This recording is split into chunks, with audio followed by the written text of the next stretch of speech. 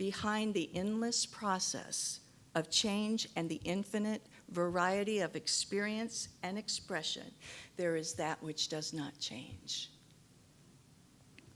God is the changeless in the ever-changing. You see, it's where you put your focus and it's what you identify with. If you're always looking out there at all the peaks and valleys and the good things and the bad things, and you're like this. But if you identify and you put your focus and you bring your awareness on the changeless being that true nature, that awareness itself, that authentic self, that original child, that deep within the seat of your soul, that, if your identification is there,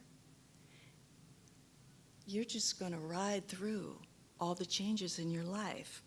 So yes, change is inevitable, but behind it, there's a solid foundation, which can lead us to the second part of our theme this morning. Yes, change is inevitable, but growth is optional.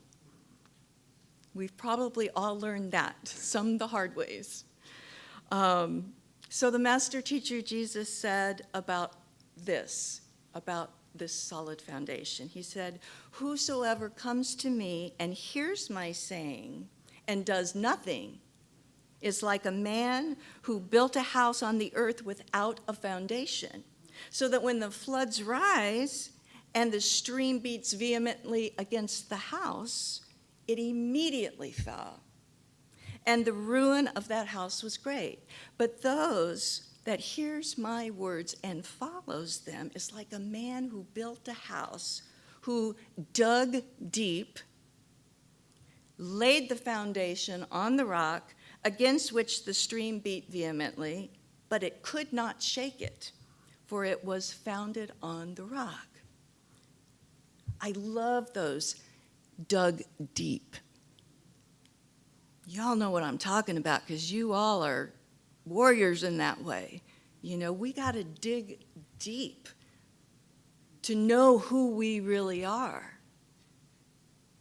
Digging deep to that foundation, to that core, to that seat of the soul, the power of God within us. We got to dig deep, and we got to connect, and we got to root ourselves there. When he said, "Hears my words and follows them," what that means and what we are told over and over again is to live a spiritual life, to trust God as our sole support, and to seek first the kingdom of heaven, which is where? It's within. Seek ye first the kingdom of heaven.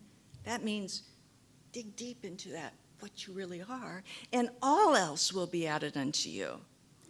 So in other words, to keep our spiritual vision clear, that's how we build a foundation on the rock, which can weather any storm of our life, any change whatsoever, and it's from that place that we'll actually be able to grow and grow in grace. I believe that every change that comes into our life carries us forward if we'll let it. If we let it, we can flow with the stream, and if we resist it, we can be dragged across the rocks. Every change has within it the possibility of good if we will embrace it. That means welcome. Have a new idea, a new perspective on change. Change will never carry us backwards if we keep our spiritual vision clear. And to know this is a friendly universe. It's not out to get you. Everything is happening for your good. It's all happening for you. It's not happening to you.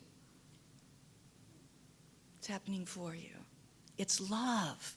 Love is what this universe is made of. It loves. It propels you. It encourages. Holmes says, nature will not let us stay in one place too long. She will let us stay just long enough to gather the experience necessary to the unfolding and the advancement of the soul.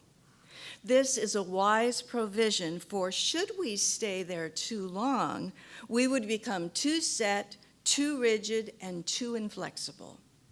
Nature demands change in order that we may advance. When the change comes, we should welcome it with a smile on the lips and a song in the heart. Not always, right? Think of that little childlike self that you were, that actually you still are. That is that child delight that's just expecting something good, anticipating, welcoming, excited. There's a lightness of being in that. That's the way to welcome. When a door closes and locks shut, we have an opportunity with the Spirit of God within us to find an open door. There's always one. And when we have the patience, the love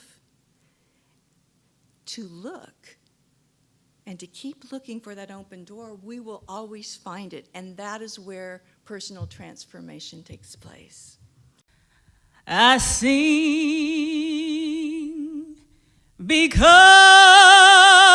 I'm happy, and I sing because I'm free.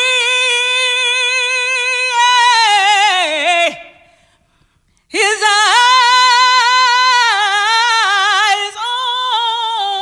on the sparrow,